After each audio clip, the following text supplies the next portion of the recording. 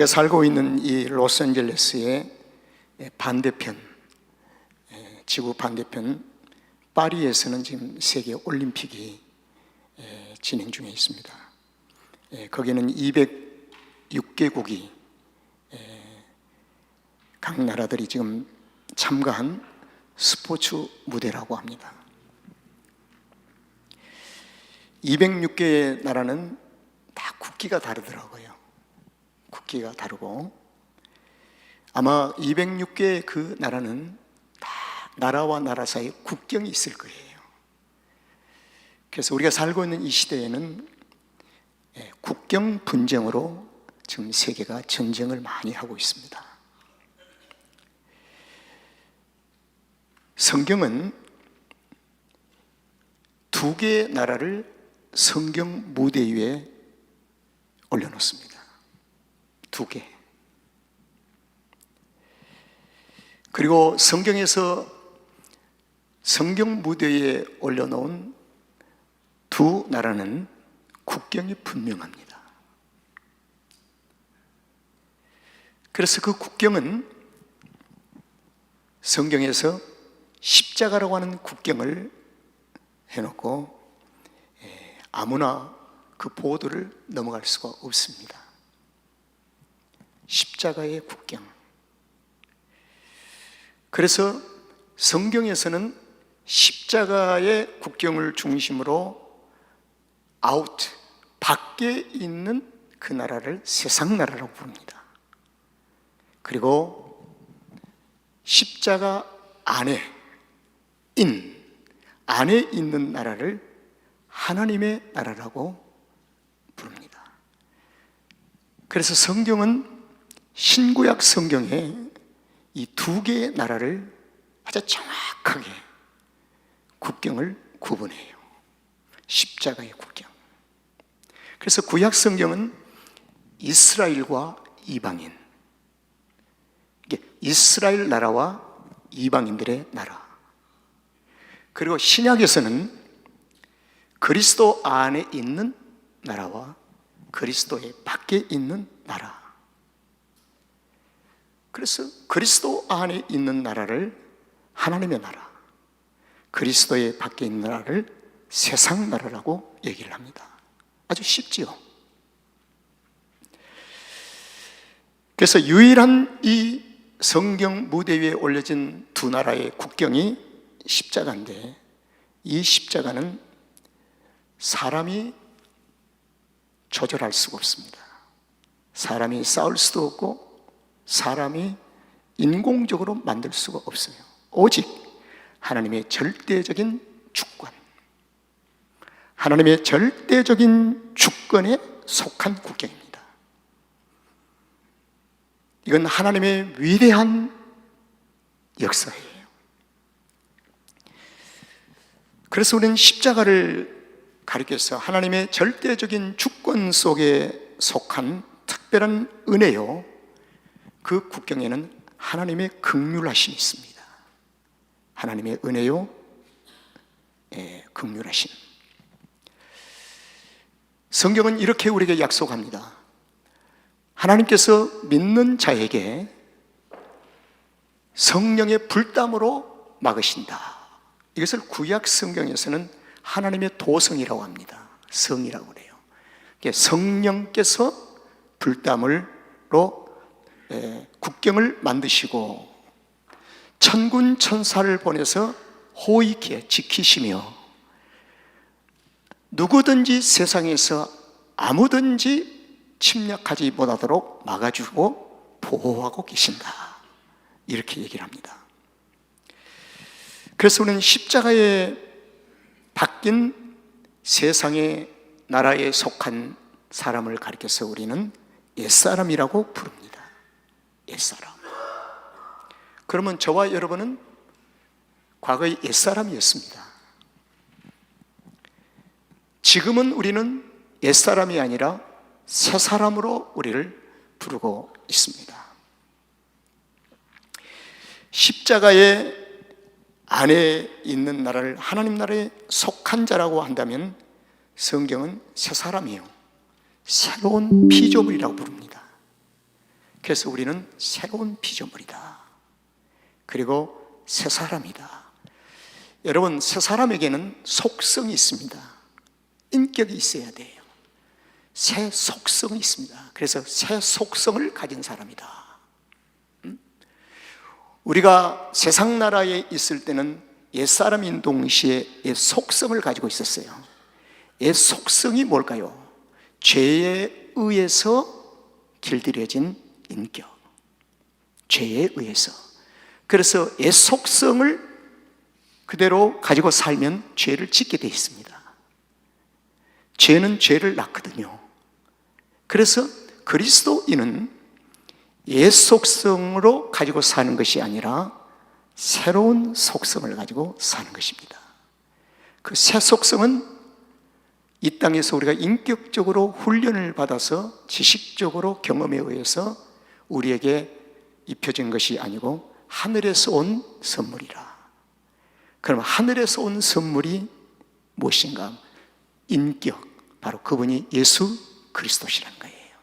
그래서 예수 그리스도가 우리 안에 계시면서 우리가 새 속성을 가지고 살게 되는 것입니다. 그 말, 예수님의 성품을 가지고 살게 되는 거죠.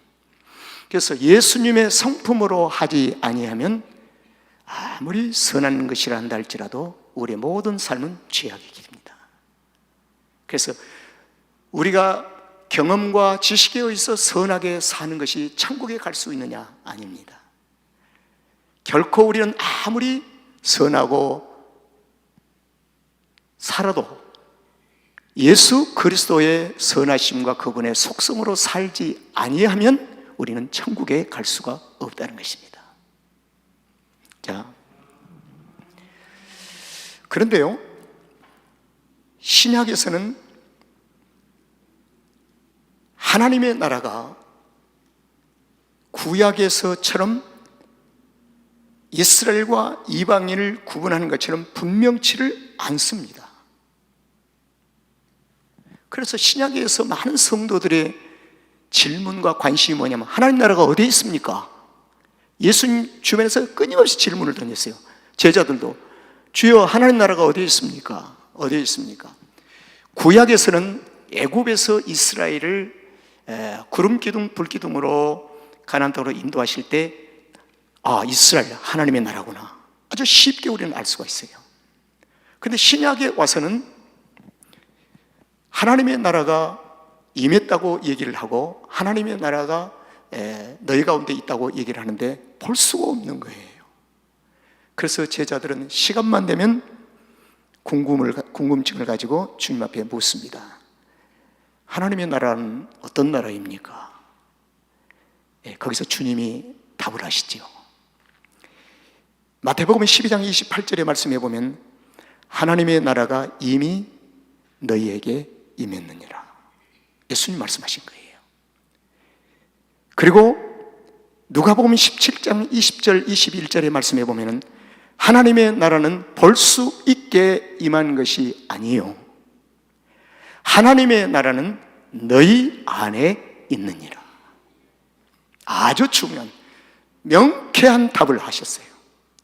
하나님의 나라는 볼 수 있게 임한 것이 아니라, 그래서 우리는 육적인 눈을 가지고는 하나님의 나라를 볼 수가 없습니다.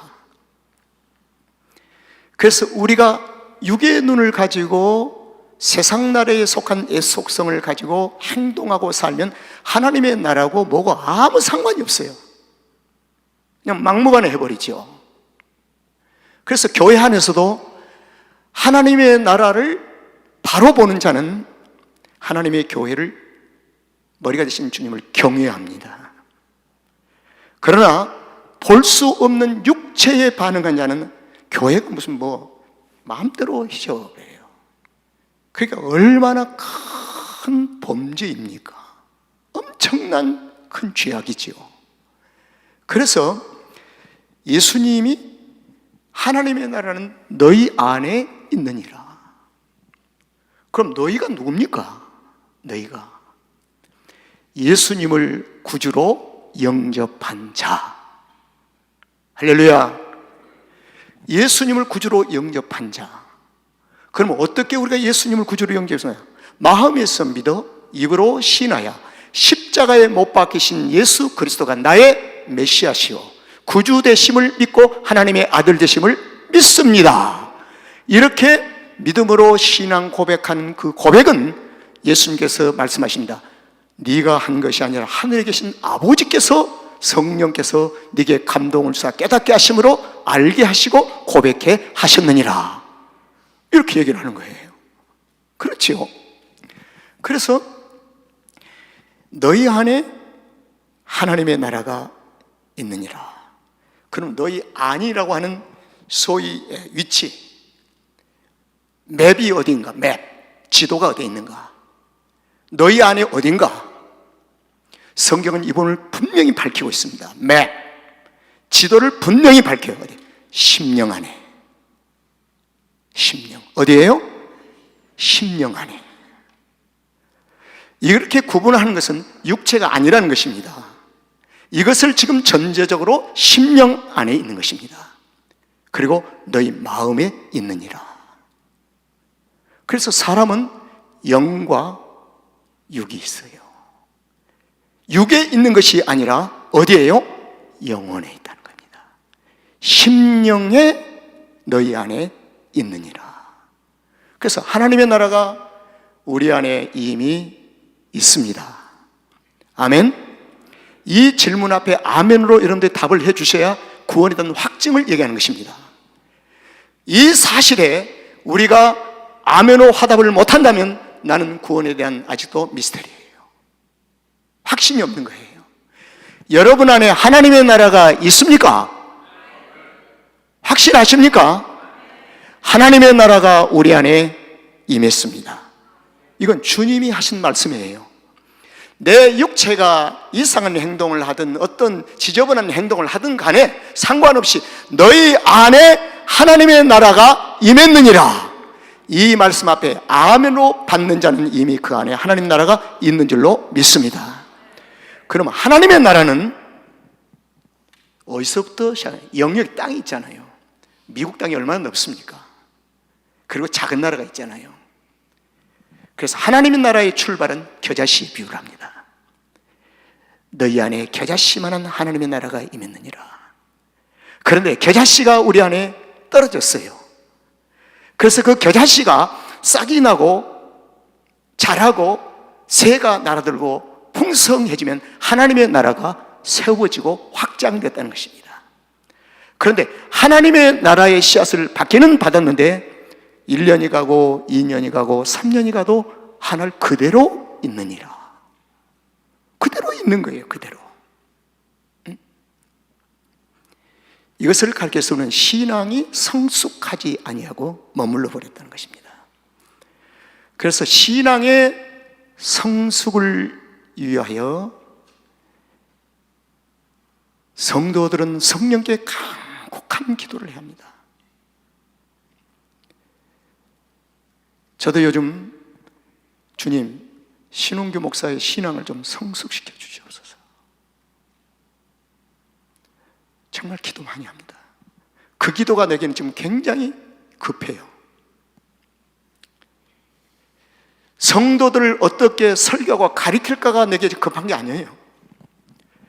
내가 주님 성숙하고 성장해야 되겠습니다.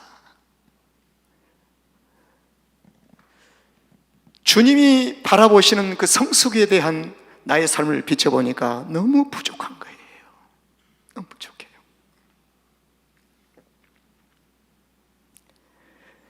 그래서 심령 안에 하나님의 나라가 있는데 아직도 육체를 그대로 가지고 있으니 고린도후서 5장에서 이렇게 얘기합니다. 너희가 육신의 장막이 무너지면 하나님께서 예비하신 하나님의 집이다.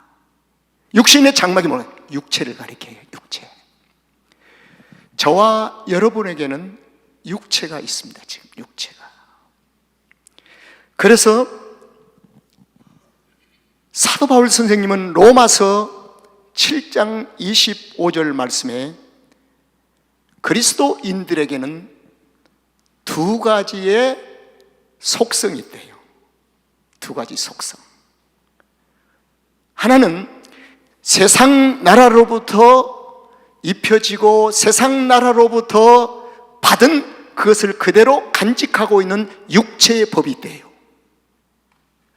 또 하나는 예수님을 구주로 영접하는 순간 예수의 영으로 말미암아 받은 하나님의 법을 가지고 있대요. 그러니까 사도 바울은 구원받고 난 후에도 자기 안에는 두 개의 법이 있대요.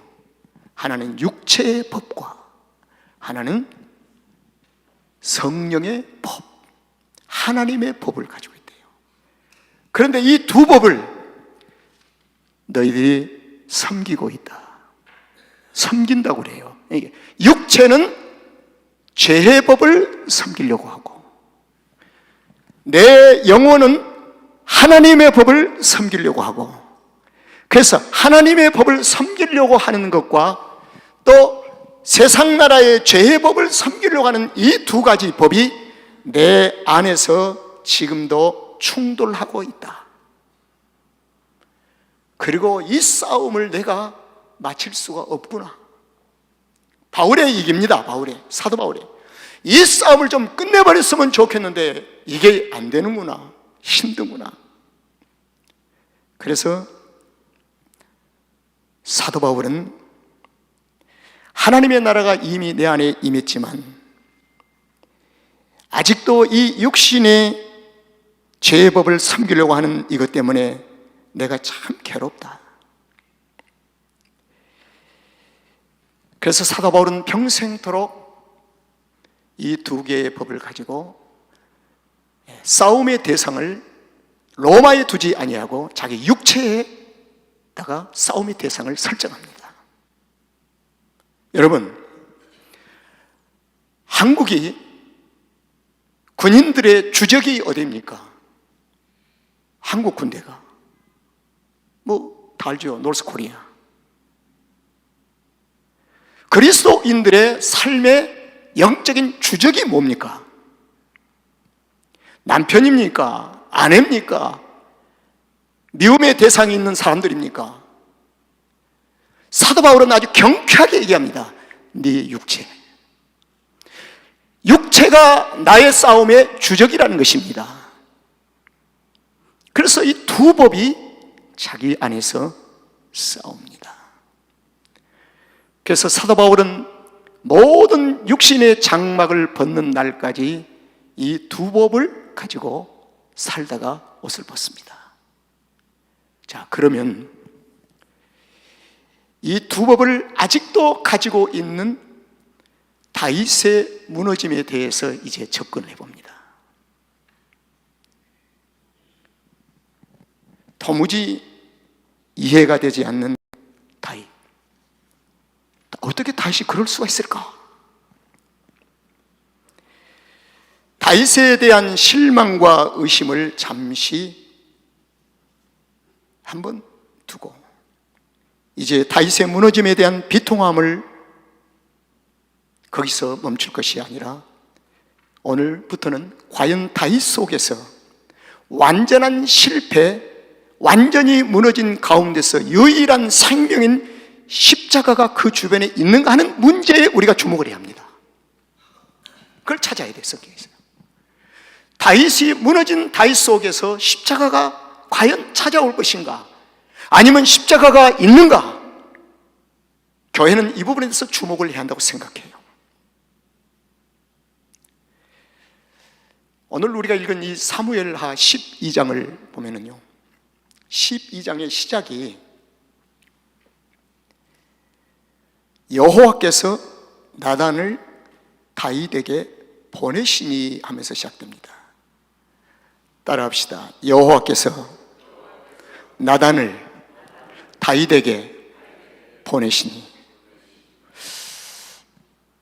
하나님께서 다윗에게 복음을 보내시니. 그 말을 바꿔서 얘기합니다. 하나님께서 다윗에게 십자가를 보내시니. 십자가의 외면을 받지 아니하는 다윗은 축복받은 사람입니다. 이 땅에서 십자가로부터 외면을 받는 사람만큼 불쌍한 사람이 없습니다. 십자가의 외면은 영원한 형벌이기 때문에 저와 여러분은 십자가의 외면을 받지 아니하고 십자가가 나의 삶에 찾아온 것을 얼마나 감사해 보셨습니까? 정말 감사해 보셨어요. 오늘 완전히 무너져버린 다윗, 모든 믿는 자들에게 실망을 한꺼번에 던져버린 이 다윗의 삶, 이 비통함 속에 그대로 머물러야 할 것인가? 여호와께서 나단 선지자를 다윗에게 보내시니 하나님의 끊을 수 없는 사랑이 아직도 다윗에게 미련을 가지고 계시는 하나님의 긍휼함에 줄을 놓지 아니하시는 하나님의 그 긍휼함의 풍성함,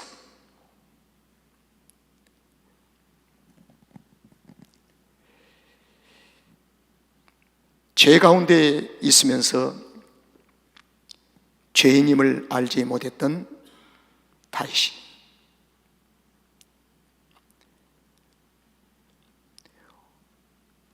장군인 우리아를 전쟁터에 의도적으로 살해하기 위해서 보내버리는 그 시점과 우리아를 데려다가 강간한 시점과 우리아가 아이를 임신했다고 통보하면서 낳기까지 다윗은 전혀 길트 의식을 못 느꼈습니다. 영원히 끝난 사람인가요? 그런데 12장에 가서는요, 십자가가 찾아갑니다. 십자가가 복음이 찾아가니 십자가 앞에서 다윗이 십자가를 만나는 순간에 이런 고백을 합니다. 내가 여호와께 죄를 범하였습니다. 허허허허.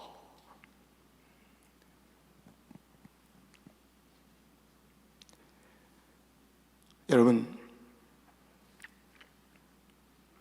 저와 여러분 십자가를 만난 그때를 다시 한번 돌아가 봅시다. 어땠습니까? 내가 죄를 범하였습니다. 죄인인 나를 고백지 아니하고 우리가 이 자리에 지금 앉아있을 수가 있는가 하는 문제입니다. 다윗은 자신의 죄를 인정하고 고백했습니다. 죄를 고백하는 순간에 십자가는 더 큰 형벌을 던져버리고 맙니다. 정령 죽으리라. 정령 죽으리라. 여기는 하나님의 공의가 선포된 것입니다. 하나님은 죄를 결코 숨기지도 아니하시고 묵인하지도 아니하시고 하나님은 죄를 지나가지 아니하신다. 반드시 죄는 공의 앞에 심판을 받아야 합니다. 그래서 성경입니다. 죄를 미워하되 죄인은 미워하지 마라. 죄를 미워하되, 죄는 영원히 하나님의 미움에 대한 대상입니다. 심판의 대상입니다. 그러나 죄인은 하나님의 긍휼의 대상입니다. 이 두 가지가 분명하기 때문에 저와 여러분이 구원받은 줄로 믿습니다. 그래서 구원받는 거예요.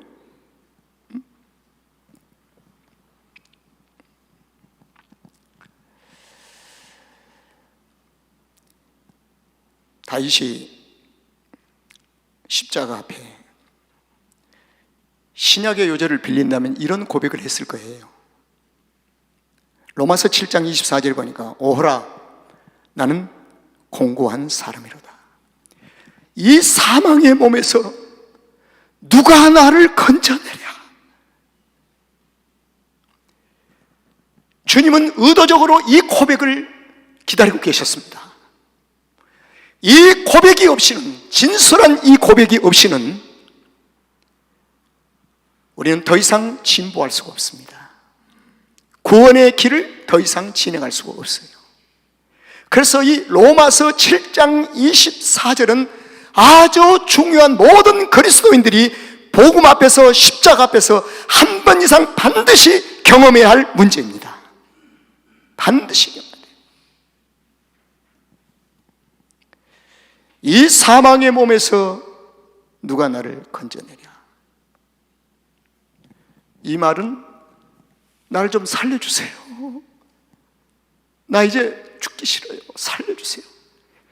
그래야 할 때 성령님께서 나를 찾아오셔서 신원규의 손을 붙잡고 강제, 반강제, 의도적으로 끌고 가십니다.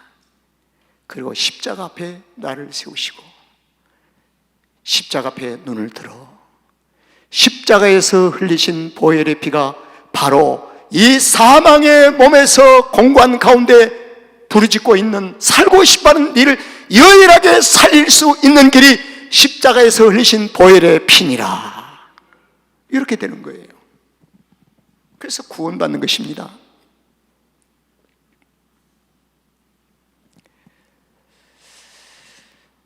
여러분, 죄의 삭은 사망이고 죄는 정령 죽으리라. 그럼 다윗에게는 어떠한 정령 죽으리라고 하는 것이 적용될까? 자, 12장 15절을 한번 보여주세요. 나단이 자기 집으로 돌아갑니다. 이제 복음 전하고 십자가를 전하고 나니까 십자가 앞에서 어떻게 얘기합니까? 내가 여호와께 죄를 범했습니다. 그리고 고백하니까 나단은 이제 집으로 돌아가요. 그때 우리아의 처가 다윗에게 낳은 아이를 여호와께 치심에 심히 앓는지라. 이건 죽음입니다. 여러분, 섬뜩하잖아요. 우리아의 처에게 낳은 다윗의 아들, 다윗의 아내가 아닙니다. 우리아의 처. 이것은 세상 나라 속에서 옛사람, 죄 가운데서 네가 범죄한 사실, 거기에서 낳은 결과가 낳은 아이. 성경은 이름 자체를 지어주지도 않습니다. 아이. 죄는 죄인데요, 죄에서 무슨 미화법이 있을 수 있겠습니까? 여호와께서 사람의 이름을 지을 때는 아버지의 뜻을 이루기 위해서 하는데 죄를 통해서 무슨 아버지의 뜻을 이루겠습니까? 그래서 이름을 밝히지도 않아요. 아이. 이 아이를 여호와께서 치심에 심히 앓는지라. 이것은 사망입니다. 사망. 죄의 삭은 사망이요 정령 죽으리라. 하나님의 공의의 심판이, 저와 여러분이 예수 그리스도가 아니었다면 이미 우리는 심히 하나님의 심판 앞에 앓고 사망에 이르렀습니다. 그래서 에베소서에 보니까 너희는 허물과 죄로 이미 죽었던 너희를 내가 살리셨다고 얘기합니다. 그럼 누가 우리를 살리셨나요? 예수 그리스도께서 우리를 대신 죽어 주셨습니다. 바로 이거예요. 지금 다윗의 삶에 대하는 십자가 외에는 다른 대안이 없잖아요. 치심에 죽어요. 죄의 삭은 사망이라. 그래서 이 아이는 장례를 치릅니다. 죽어요. 이 아이는 단순한 아이가 아니라 다윗의 죄를 상징합니다. 다윗의 죄를 삭감한 것이 아니라 반드시 다윗의 죄를 물으시는 하나님. 그러면 우리에게 죄를 물으실 때 어떻게 할까요? 주여 나의 죄를 대신 십자가에 져주십시오. 정가. 그래서 구약에서 어린 양을 잡을 때 기도하고 어린 양을 잡잖아요. 모든 백성들의 죄를 어린 양에 정가하는 것입니다. 저와 여러분에게 모든 죄를 예수 그리스도에게 주님의 형용할 수 없는 사랑. 여러분 진심으로 감사하십니까? 우리 감사하라 내용을 한번 봅시다.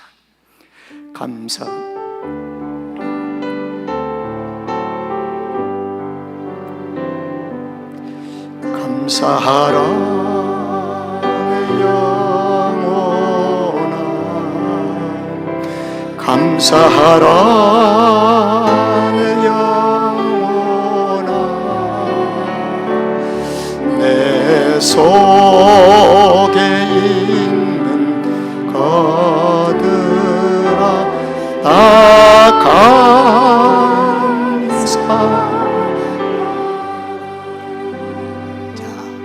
다윗이 십자가 앞에 서서 16절을 다시 한번 비춰주세요. 16절. 십자가 앞에 바짝 엎드려 버립니다. 다윗. 자기가 죄인됨을 고백하고 인정하는 것으로 단순히 끝난 것이 아니라 삶의 행동으로 십자가 앞에 바짝 엎드려 버려요. 이게 십자가의 연합이라고 합니다. 16절을. 다윗이 그 아이를 위하여 하나님께 뭐요? 간구하며 금식하고 안으로 들어가서, 안에 들어갔다는 이 말은 골방이라는 의미도 있습니다.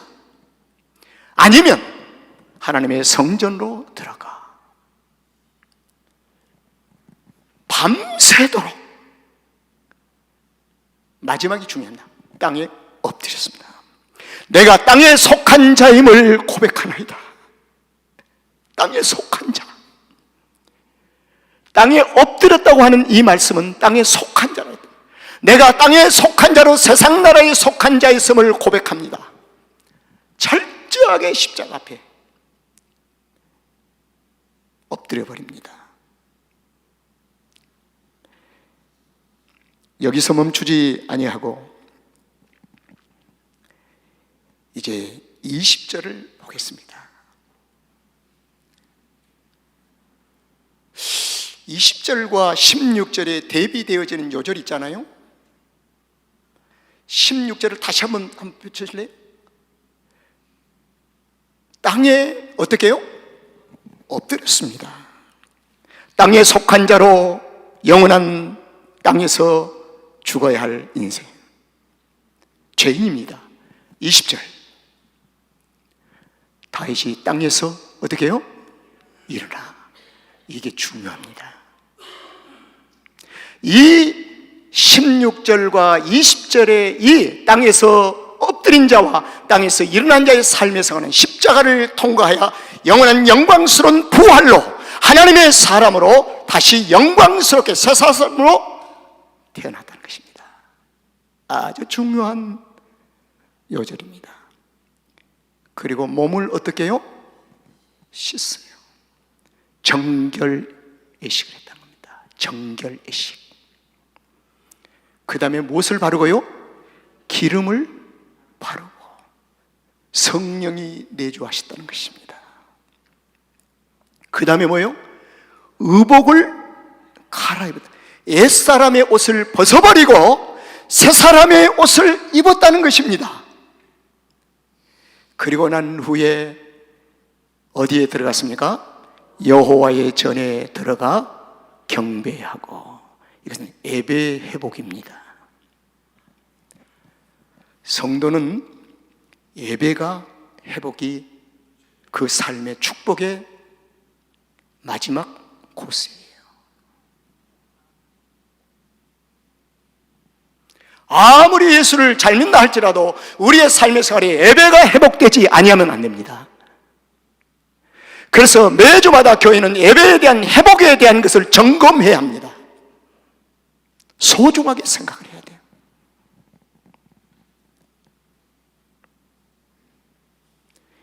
이제 다윗은 새 사람이 되었습니다. 이제 말씀을 이렇게 한번 종결해 보겠습니다. 오늘 읽은 본문 말씀 15절 한번 비춰주세요.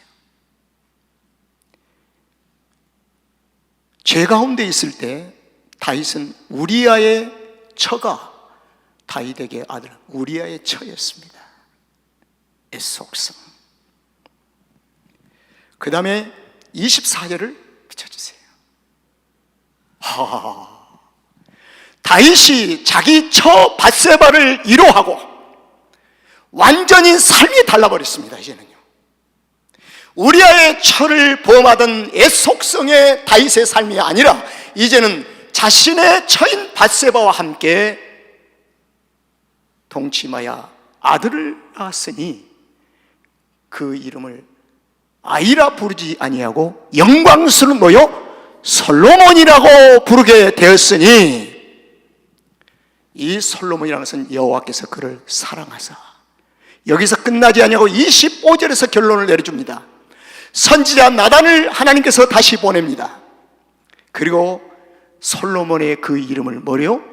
여디디아라고 붙여줍니다. 여디디아는 무엇일까요? 여호와께서 사랑하심을 입은 자다.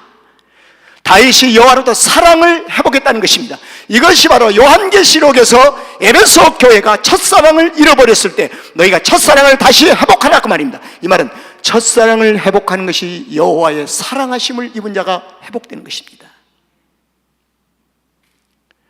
하나님이 미워하는 대상이 아니라, 영혼은 사랑하지만 우리의 죄를 미워하시기 때문에 하나님의 사랑을 입지 아니하면 우리가 아무리 애쓰고 힘써도 모든 것이 헛되고 헛된 것입니다.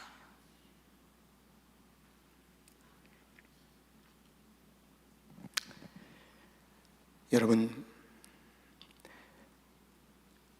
다윗의 미래의 삶은 어떻게 펼쳐질까요? 완전한 하나님의 사랑을 회복한 다윗, 우리에게 던지는 교훈은 뭘까요?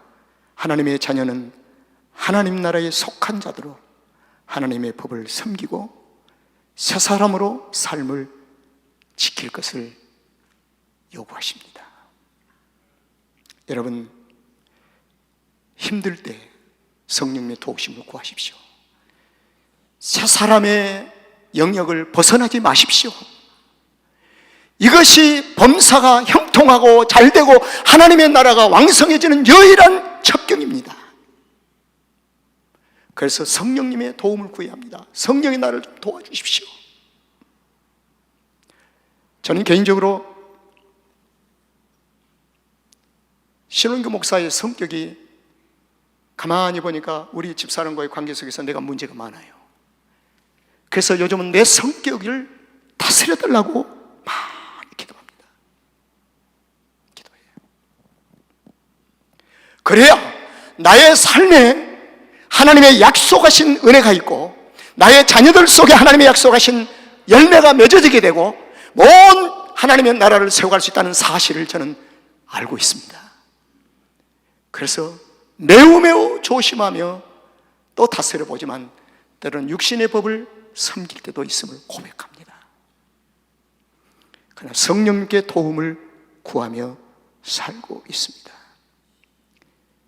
여러분, 옛사람은 이미 지나갔으니 보라 새로운 피조물이 되었다고 하는 이 새 피조물로 살아가는 여러분들이 되시기를 주의 이름으로 축원합니다.